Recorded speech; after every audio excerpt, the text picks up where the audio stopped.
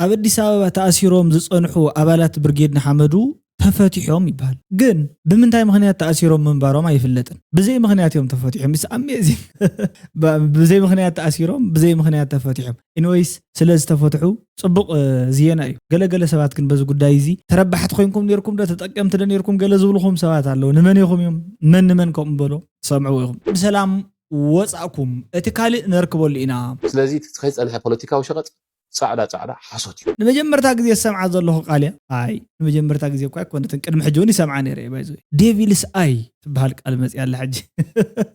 اول زعيد زاروا زلو عيني سيطان عين غاني اندن الحق ناي غانين عيني زحلفت سومن استتكوست درون مشنيرا تبهلنا بتግራይ استتكوست مالتي استتكوست زي كونت استتكوست عين سيطان يايلو انبرك عين سيطان مودي عين ملأكت كون صبي واكسبكت غورو انويس اول سعيد نزاغ غداي زي استزاربلا غداي الله فتنايلو ما عند غداي كنرينا نخو اتا ابز حلفه تتكوست ناي درون بومب ديفيلس ايا ناي غانين عين مالتي ولا عند تخون تمليس كان اب كوميديان كان اتو كوميديان كون زبل ملأخت مز نعايز يكونس نود بيتو هايدي فديلكم حجي ودس الساخ وصح قال نسو تشامو غوبس تشامو عدمي كيتودتني هو كون يبزلوا لكم اون مليسكم كوميديان كتقيروا مالت اميزنج يبايزو افتنا دمو عند فيديو نريو غدايات الله بيست بوليتيشن زبهان كوميديان كون الله الى زامناني نا فيسبوك زعبده سمصي عبود حموم يو صلول نا امرو صقمونا الله يلو زي اوريا ميديا زبهال مشلكم زخونه قلعه لفعتي تسفاس نا امرو صقم عليكا عبود اسكمي غيرو فيسبوك مصي صحفي زبلو نسخاتكم نز غداي زي تسمعوا تخونيكم طعما صياف لهون قالت بمتقام زفلت مال ازي ناي امرو حمامي جنرال تدسه تاي سرح التلكسي باونتا بزقصر زيات بحال ነገር የለ تريدها جست رستين بيست بلو ابيس كوياتوني ابهل قلمليها تفلتي بيكوز دارا فايس لزنبره بزحات زسحقو زواغو علالات ابزنا لهم عند اكل نايت فيديو اللونا انويس حدشتيكم لس channel بليعهم زي تمرقوا سبات كو اللهم انهم زقنهم سبسكرايب مغبار يلمدكم كلام دنا قلالو سبسكرايب غور نت channel يدلين سبسكرايب ناغوركم ابكالو تبصحو نايلهم عند فيديو بتعام عزيز قرم دس زبل ريته يجن حنت ريته كم بولكم انا خا مالت نعهاتكم سي كل غزي نعهاتكم زي كون من يخون زبحال ነገር ስለዘሎ ቢኒያም ሃይለ ላይክ ገይሩ በጣም ይቀነ ለይ ቢኒ ሓወይ ማለት እዩ መርየም ኑር ሕስየን ዘርእሰናይ ድበሎ ደይደግም ዕንክላሎ ድዛረብ ዕሱብ ዓይኑ ሰባ ምሰሉ ሰብ ኣብሉ ዝሕሱ ድውል አፈወርቅ ዝምስሩ ኤርትራዊ ኩሉ ዝፈጠር አቡ ይሰዋ ይሃሉ ፍጅግና ብቁዕ በኩሉ መኻኑ ዓለም ዝመስከረሉ እንታይ ምልከተካ ኢሎም ሲም እንታይ ምልከተካ ሕጂ ሳስ ይሰዋ ይሃሉ ብዘይገድስስ እንታይ ዝምልከተካ ኢሎም عارف زغون رئيته انويس مالتي بتاع اميزنج زغون رئيته اينايلا كلنا خا بزو غداي زي بتاع مينا تدنقنالو نايلو مع انت فيديو تاثيرهم زنورو تفاتيحهم زنورو تاثيرهم كاين بلن مالتي ግን ሰበር ዜና እንተ ኮይኑ ምምጹ ነሽነሽ ሓሪሳ ወልዳ ክብል ይኽእል ንሕና አካሊ ናይሎ مع انت فيديو نسገር Welcome to Shitten Reacts 1 ሰብአይን ሰበይትን ኣብ ሶሙን ክንደ ግዜ ጾታው ርክብ ገብሩ ኣለዎም ኣብ ሶሙን ዝወጽሐ ሓዱሽ ሕጊ ሰምዓለኩም ማለት ኣብ ሶሙን ክንደ ግዜ ርክብ ክፍጽሙ ኣለዎም ተራር ሕተያ ኢልና ባዕልኻ ናይ ደሓኒ ብዙሕ ተራር ኣይኮነን ወይው ከታ ብግልጽ ከማን ክንዛረረበሉ ይሄን ምን ክንበሃለሉ ዝግባእና ነገር እዩ ምክንያቱ ብምሕር ስክፍታ ብምሕር ሕፍረት ካብ ባህልና ወጻኢ ካብ ልምድና ወጻኢ እንደበልካ شتت الكاز حلف بزح نجاري ماشي كنا جيت الصومن ركبت جبر 75 سبيتين قال زي ما نسي كنت زي بحالي كنا زي نسد انت اذا سكف الله نصا ام ودات زيس ذا سكف هيكون انيلكا كم زين مزرابس تايدا بمحر سكفتا بمحر محفار قلد اين نسكف كوين نمبر ذا سكف هيكون انيلكا كنده غزي تغورتو هايل تحاتي تسحي شو عتختبل تخيل شو عتي معلت مالتي قدام عرب زي بات نفسها زنجر ونلو صومالو عرب روع يغبرن قدام سنبتونكم خلكليو بعالات ما اخلت اليوم نوريو سونيا سولس حموس حنت خم حموس يبال حموسون اما اخل منغو صومات جلس لزلا بوزح نجر كل يخل خالي حجس زين دا زسكف زي كوي زسكف تحسبيت خاص تاينا خنول زلنا تلا مالك ጨኒ واكو حفتينات كم كلاتاتيو كم زمت اكا خمس تعمكا كلتها صبق متليها صبق كناتات تليها امبر ابسومن كم زنا يسرح ابسومن 4 ساعات تسرح 5 ساعات تسرح كلام سنبتين عرفتي جلس بهال يلن كمو يلن مالتي في هيوتي زمر حكاتي نابرا يمرحكا سبيت مسكور عشاق اختبروا علا مشات كان سخاشاق تبلا صباي فنن سبايا بصراحة حقيق كبلوا علو مشات كم وقال زخونت قلد لابزا ጉዳይ እዚ امزيات تحيزا تقلد قلد بايزوي بጣዕሚ መስሓቂት ያ ክነግረኩም እየ ቅመም እዮም ሰብኣይን ሰበይትን እዮም በቃ ድሕረ ደጊም ንስኹሙን ቆሪብኩም ቁረቡ ተታሒዞም ቆሪብኩም ብዙሕ በዓላት ክኾን ከሎ ሲልኩም መፂኹም መሲ ኣይታወኹን ኢላቶ ድሓር ፎልዮም ደቂሶም ንንበይኖም እዮም ዝድቅሱ ማለት እዩ ንምንታይ በቃ ንዓይውን ከይተጨንቁኒ ንዓኹሙን የጨንቆኩምን እዮም እንታን ፈተና ከይኾነ ናስ ንበይንኹም ኢኹም ትድቅሱ በሉ ዘይትወርዱ ምሸት መሓሉ ለይካ ኢላት ሕጂ እዚ ፀገም ማለት ዋ بسم قدس ميكائيل قالي اتول كلو خيل سباي ننوينم دقيسم دحر زخونه ساعات كورد دلين تحت نابتا سبيتس كورد دليو مالتي ترديكم علمش هاي اخم زي تردا كاسوت تايديلو اتا قدس ميكائيل ايتدفنا ايتدفنا ندو قدس ميكائيل وا هاجرنا كاتدفنا لي تورد دل نابتا سبي حج خاسي ازيس تايو قلعچق تل غليلو نس طرح يكونن با حدا غزي زغص كاملس كخكندي سياوسون كندي كونالو اسون كندي كونالو صح نزي وندينا بروجرام كنوص مالسي مچو ايكون قبل يدلك ندزي مع طريقك لا سمع يا سيك زي اي تغورا ممشت ترى انت تاخذ سي اي طعمني حد قيس ولا ورح قبل كاسقط انت صون ورح مليت صمروا عن تخوينو زي مالت صمروا ويكا قصعت لك تخوين ورح مليت صوت لك على سبقت لك الله مالت يا باتنا سوا هذا يمشي دسيل عينك دخي مالا دخي من لو تبل كم زغونن لو مالتي ስለዚህ እስክንድር ትብላይ ትፈልና ከም ዘጋጠመካ ከም ዕድልካ ማለቲ ያው ደ ሞቲቬሽናል ዋን ማቅ እዚ ሙሩጽ ቆልዓናይ ዝዓመት እንዲናይ እዚ ሕጂ ዘሎ መኪና ማለቲ ሙሩጽ ቆልዓናይ ዝዓመት ቤስት ሰብናይ ዝዓመት የዝብሉ አነ ቃለውጽ ይሉ ቃለውጽ ነብይ ቃለውጽ የለ ባይዘይ the best motivational speaker ever in ትግርኛ history ሳብ ክንዲ ዝአክል አጋኒነል ለሐቀይሎ ክጋነን ይዘሎ ንምንታይ ሞራሊ ፊዚካሊ ብሁሉ ብርቱዕ ዝኾነ ስትሮንግ አዚ ሜታል ዝኾነ ሰብ ተረኺብካሲ ከምዚ ዓይነት ሰባት ገለ ተታዋውዑም ክትከላለካ ምክንያቱ ጠንካራታት እዮም ሓቦናይ ማሕበረሰብ እዮም ሓቦናይ ቀጽሉ ዝመጽ ወለዶውን እዮም ማለት እነዚ እንዳራአየ ዝኾነ ሰብ ጠንካራ ዝኾውን ምዃን ይዝርደኒ ሕጂ ለሙዓንተ መጽ ይለ ማለት ይድምር እስከ ዌልካም ሽደን ዝበሃላሉ ዩቲዩበር ብጣዕሚ ዘንቀካ በሉ ሲለቀጥ ታረኾን ወርክ ያብዚ ኣብ ኤርትራ ደኾን ይላብ ተሊ ሒቷና ጸገም ንሱ ቲክቶክ ገላ ይጥቀምን ኢንቦክስ ክጽሕፈላይ ክእልን ቀጣስ የድንቀካ እዩ በሉ ፈትወክዩ በሉዋ ሃይል ሰብኣይ በሉዎ ኸሞ በሉዎ ኢኹም ክብራትን ፍትዋትን የድንቀካ እዩ ገለ ኢልኩም ሲ ንገሩ ለየዝ ብለኩም ዘለኹ ኤል ሰይድ እንዱ ይልዳ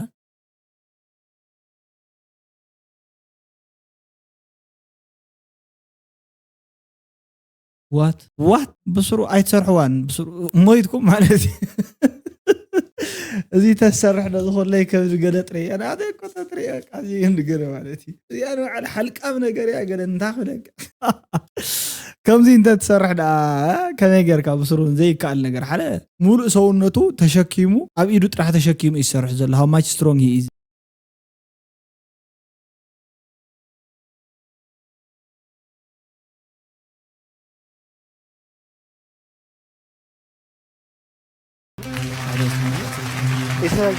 إسراء غيرو أنا إسراء مقطار أوين الحج مالتي دخم منفس بدخم بسقا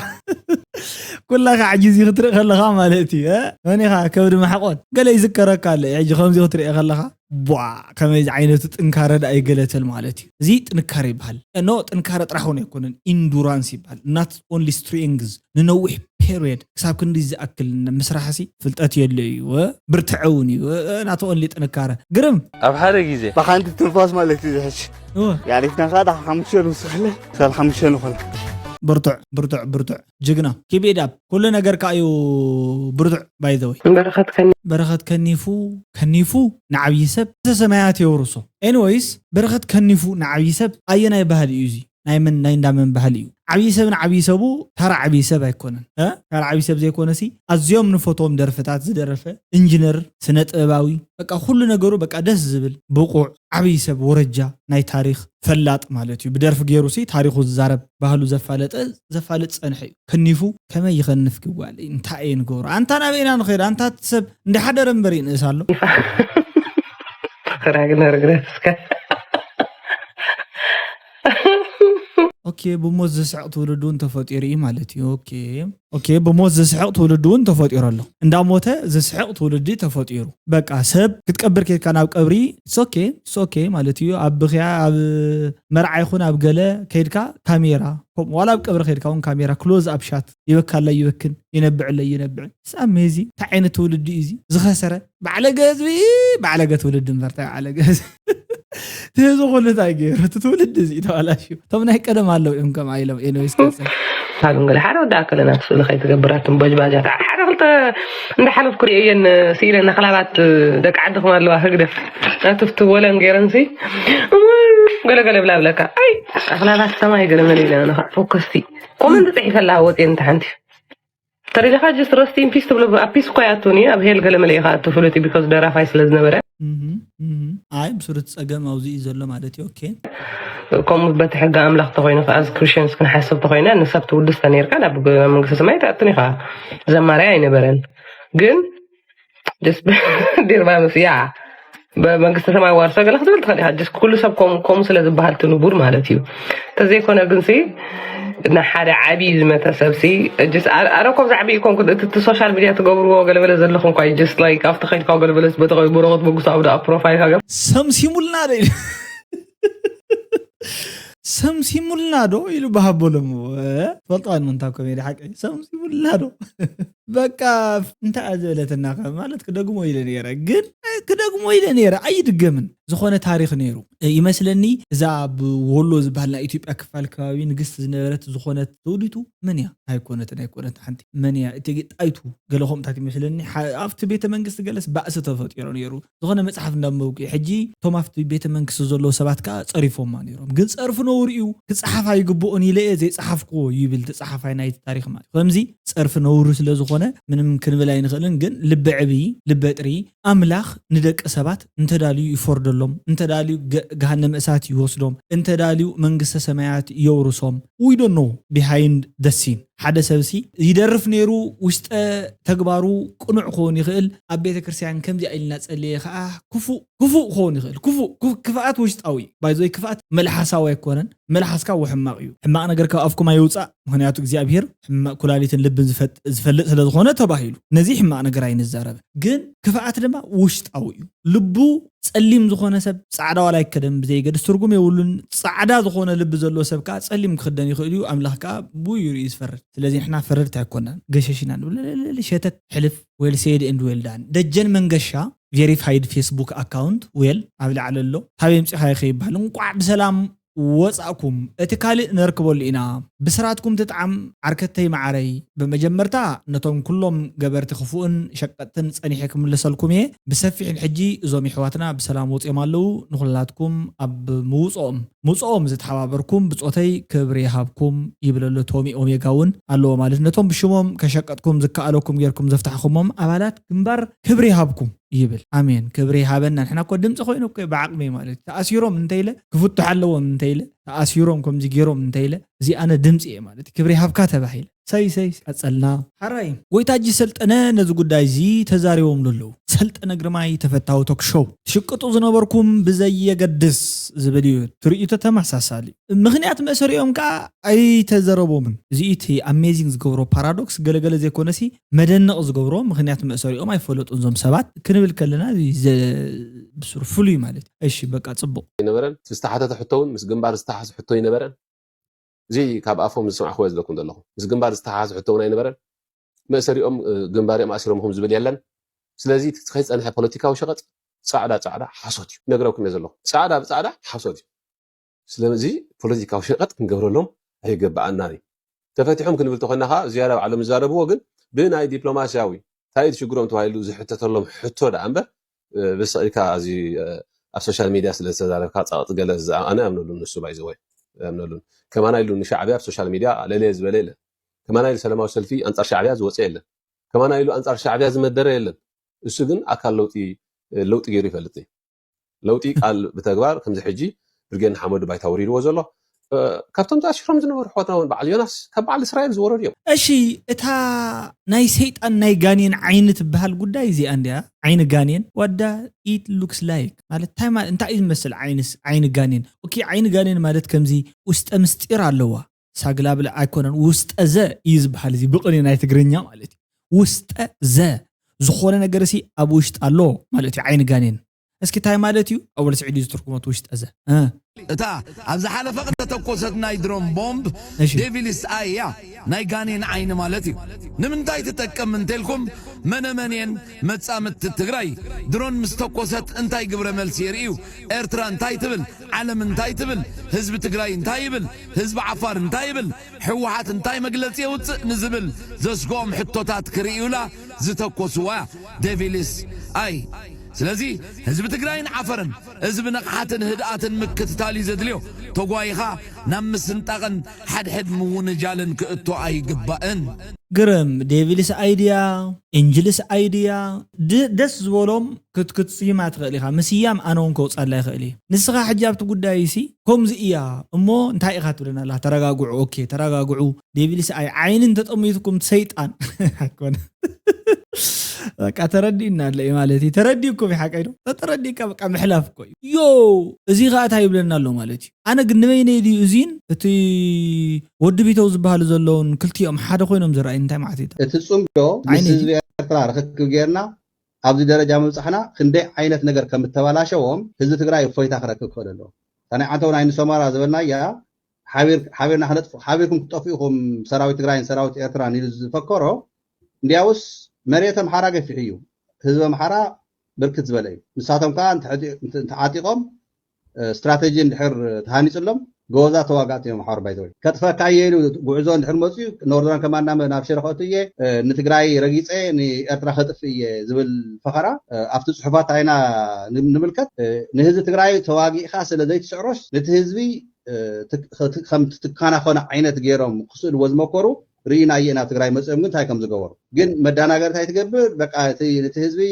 ኣየር ትኾን ድሮን ትወቅዕተላ ነቲ መሪሕነት ታርጌት እናገበረት እምበር ዋላ ብተን ኢሽታት ድሮን እናገበር እምበር ነቲ ህዝቢ ከም ዘይንጎድእ ፅቡቅ እዩ ስለዚ ኣናእሽተይ ድሮናት ዝትኮሳሉ ዘለዋ ምክንያት እቶም መራሕቲ እንተይ ተፈለጡ ንዓቶም ታርጌት ምግባር ነቲ ህዝቢ ግን ዘይምልካም እዩ ዘንካማካዚ ግዛዕምዛዕ ዝበሃላ ዘለዋ ማለት እዩ ጠፊአን ዘጥፋእ ሱሳይድ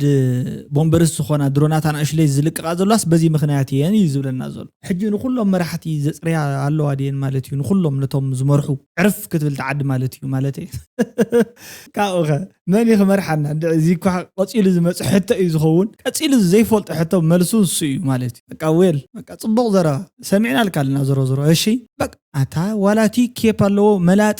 ኮይኑ ቆይዒ ገይሩ ዲ ዘሎ እዚ ከዓ ኣይገበረን ተፈላለዩ ምሲት መልክዖም ሓደ ዝመስል ንስከ ሰላም ተኮይና ዓድናስ ናብ ኮሜዲ ናብ ሆሊውድ ገለ ስካተ ትገብር ገለ ዝብል ዓይነት ናብ ኮሜዲ ትምለስ ኣለካ እዮም ተሓሳስባ እዩ ዝኔ ትገዛሞ ኣብቲ ናይ ኮሜዲ ከመይ ይመስለካ ኣብ ብዙሕ ቲክቶካት እውን ይዝርግሑካ እዮም ባይዘወይ ትሪኦ ዶ ባይዘወይ ሃግረካ ቤስት ፖለቲሽያን ዝበሃል ኮሜዲያን ክኸውን ኣለዎ ኢለ ዝኣምናነ ምክንያቱ ደረቕ መራሒ ኣየድልን እንዲያውም ኣነ ኣይክእሎን እምበር መራሒ ዝበሃል ኣብ ዝኾነ እዋን እናስሕቀ እናዝናነየ ስርሑ ገይሩ ዝወፅእ ኣነ ክእሎን ብሓቂ ሌዚ ስፌር ሊደርሽፕ እዩ ፅቡቅ እዩ ዘሎ ማለት እዩ ካብቶም ብቕዓታት መሪሕነት ሓደ መራሕቲ ኮይኑሲ እንዳቀለለ እንዳስሓቀ እንዳተፃወተ ገለወዘተ መሪሕነቱ ሰሪሑ ክወፅእ ክእል ኣሎ ሲኢሉ ሓላፊ መፀ ቦስ መፂሎም ፈሪሖም ጠውጠው ዝብልሉ ዝኾነ ሰብ ዘይኮነስ ጀስት ዘማን ኢዝ ላይክ ዘማን ማለት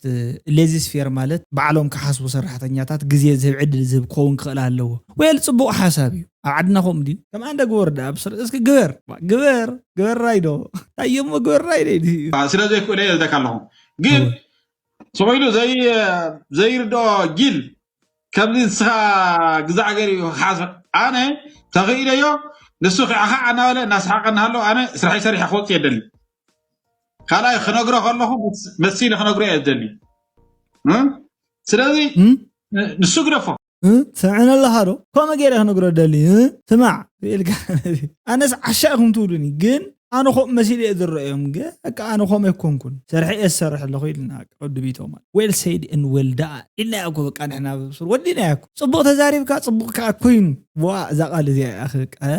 تكوميدي ون تسرح أنا صبغ ويا أي تدخله يبلين عقم خلت يبلين بل أنا تسرح ون داس ميرن جين كل جديه بتعمي فورسيان سبات علامة نادناني وقع مسس زولو خخون اللي يريد حسب unfortunately ندعي اختزانا قعدنا تسفى نقبر مالت تسفى يقبر حدوش هزار 4 ستايل تلامامير كان تمسيها كم تناي ديموستين بهالني رح يعمل حاسو تايز بهال اتيو ጭንጫ ግዛው ንእሽት ለየ ጸጸር اتيو ዝርርብ ተለማሚዱ ሞጽ የበረኻ ኾምኡ ማለት ተለማሚድ ካ ተመጽኻ እምበር በትሕጂ ዘለካ ተኾይኑ ከመገርካ ተስዓቀና እና I don't think you know a humorist ወይ ካ humor ቀልዲ ናይ ቀልዲ ዋዛ ምስቆም ነገር ገለገለ ዝበሃል ሲ ባህሊ ቋንቋ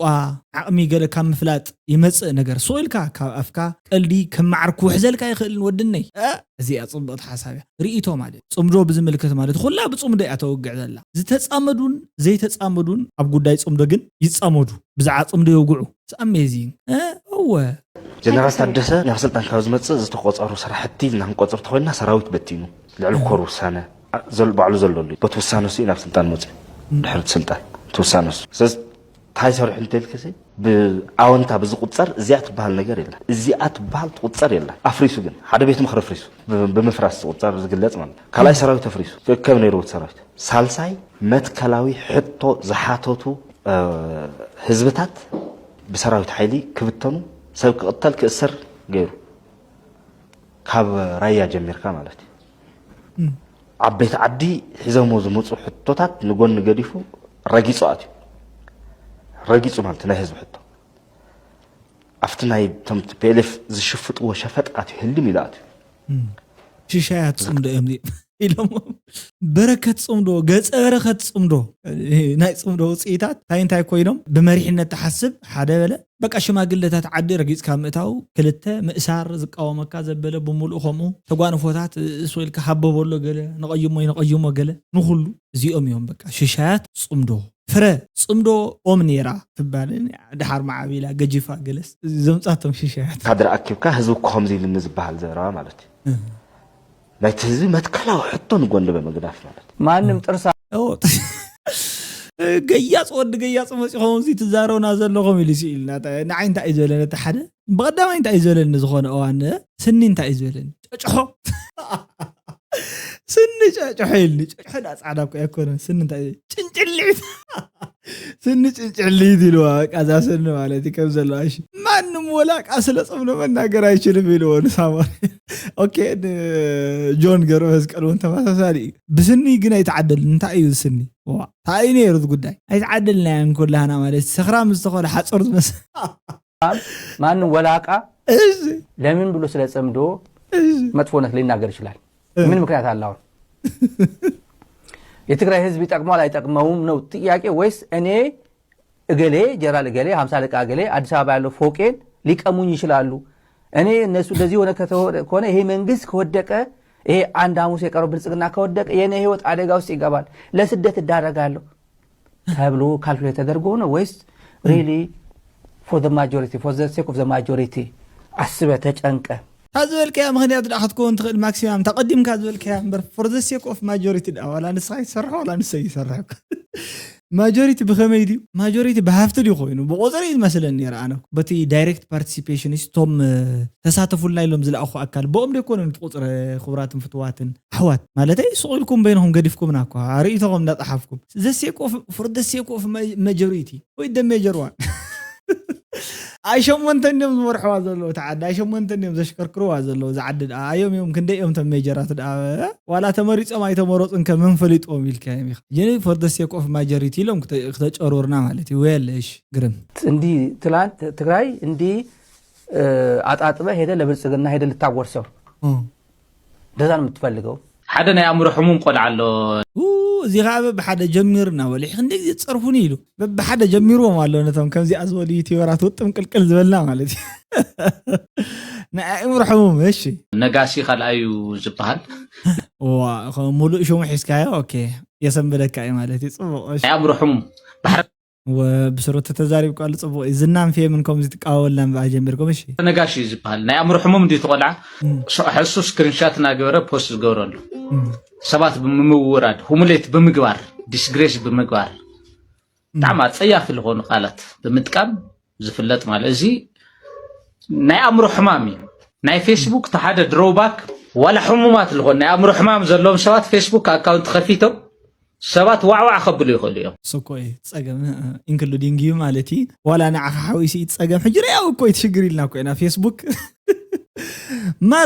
ማርክ ዙከርበርግ ስምዓና ይዶ እግዚአብሔር ይስማዓኻ ከመይ ጌርካ ነዞም ሕሙማት ኣምጪኻ ንዓና እዝና ታይ ዝባል ትገብረላ በቃ ውሲ ዝኾነ ስክሪንሻት ስናፕሻት እንዳወሰዱ መከራ ዘርክቡና ዘለውስ በቃ ዋረ ገለ ግበር መፍትሕ ግበር ናይ ኣእምሮ ሕማም ዝምርምር ታይ ዝባል የብልካ አልጎሪዝም ሰብ ከመይ ጌርኑ ዓሊ ሃርም አይ ዶንት ኖ ማለት ያ ፌስቡክ ዘለኹም ኣብ ፌስቡክ ዘሎ ባይዘይ ማለት ኩሎም ነጭለባሻት ፌስቡክ መከረኛታት ዝኾነ ሰባት እዮም ኦፍ ኮርስ ማለት ግን ፌስቡክ ዓርሶ ኢሉ ጽቡቕ ናይ ሓበሬታ ቦታ እዩ ካልኦት ዓለማት ዝጥቀሙሉ ንኣዝዩ ወሳኒ ዝኾነ ሓበሬታ እዩ አንላይክ ንሕና ከምቲ ንሕና እንጥቀሞ ዘለና ግን ፈጽሞ ኣይኮነን ከከምኡ እዩ ነርና ኢሎም ዓንተ ሪአክሽን ከከምዚውን ነይሩ ማለት ሶ ሰብስክራይብ ገለ ብምግባር አባላት ኩነስ ቻነል እዚ ሰብስክራይብ ላይክ ሼር ብምግባር ናብ ካልኦት ባጽሕዎ ኢኹም ኤኒዌይስ ቁርጽ ኣቢልኩም ካ ናብ ካልኦት ላኣኹሎም ቪድዮ እዚ ጠቃሚ ክኸውን ይኽእል ትብልዎ ነገር እንድሕር ኣሎ የለን ትብልዎ ተኮይንኩም ካ ግደፍዎ ብዘየገድስ ንሕና ቀንዩታ ጉድ ላይት ንሕና ሕድርታ ሓዋተይ ማለት እዩ